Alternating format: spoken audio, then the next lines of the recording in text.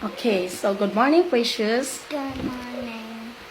Now, for today's lesson, we will be learning about the common noun and proper nouns.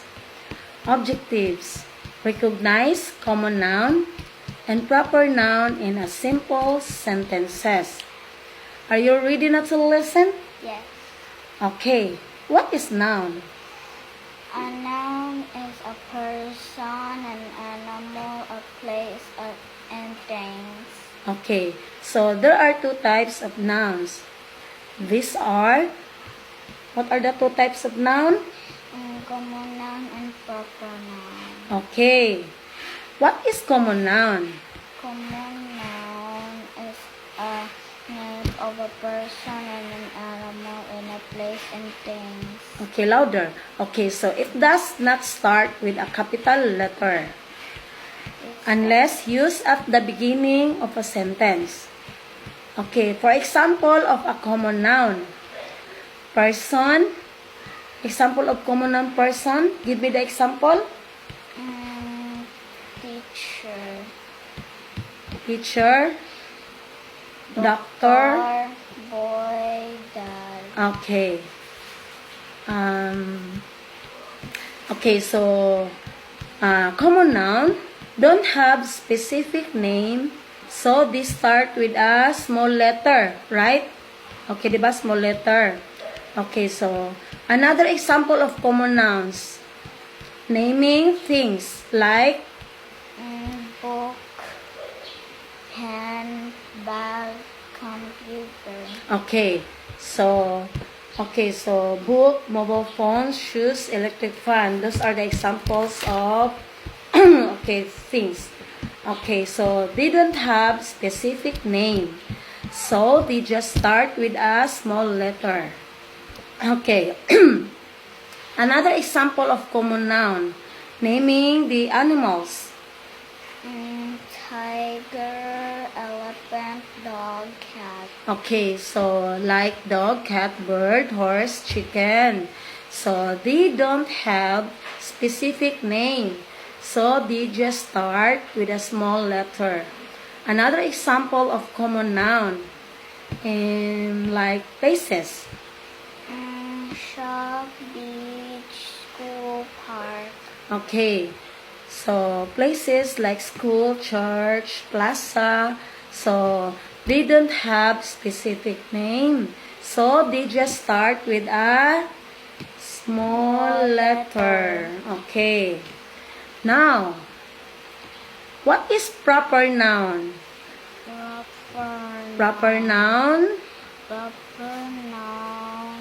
are names of particular places, persons, things, and animals. Okay, so it always begin with a capital letter. So example of proper nouns, naming person. Proper na siya ha, proper nouns. Okay, so I will explain it first, no? So again, a proper noun names a particular places, persons, things, and animals. Okay, so it always begins with a capital letter. Okay, example of proper nouns naming person like mother. Okay. Okay, so example of mother, the name of your mother. It always begin with a capital letter. Okay, so mother. This mother name is Wendy. what is your mother's name? Wendy. Okay, Wendy. Okay, so Wendy is a specific name. It is proper noun. Okay, so the common noun of Wendy is mother, right? Okay. Okay, example of proper noun father. Eric. Okay, this father's name is Eric. So, Eric is a specific name. It is proper noun. Okay, so next is doctor. Dr. Sid. Jake. Okay, Jake, no? So, the name of a doctor is Jake. It has specific name. It is proper noun. Okay, so another example of proper noun. Naming police. Proper noun of police. Si Fajardo. Fajardo. Okay. So, Fajardo is a specific name, no? Okay, it is proper noun. Okay. So, dirita sa kuan. Example, dirita sa common noun, ha? You answer, i-answer nimo common noun or proper noun. Okay, so, dirita sa kuan. Imong i-answer common noun and proper noun, ha? Okay. So, teacher. Teacher. Common noun or proper noun? Common noun. Common noun. How about Arlene De Castro? Proper noun. Proper noun. Good job. Okay, next. Dirita sa kuan. How about electric fan? Electric. Common noun or proper noun? Common noun. Common noun. And standard. Standard. Common noun or proper noun? Common noun. Standard is a proper noun. Okay, so it's specific name of electric fan. So electric fan is a common noun, di ba? Okay, so naman siya yung name. Okay, example, cell phone. Common noun or proper noun? Common noun.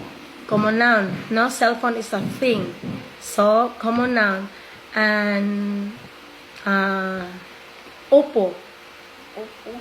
Common noun or proper noun? Proper noun. Proper noun.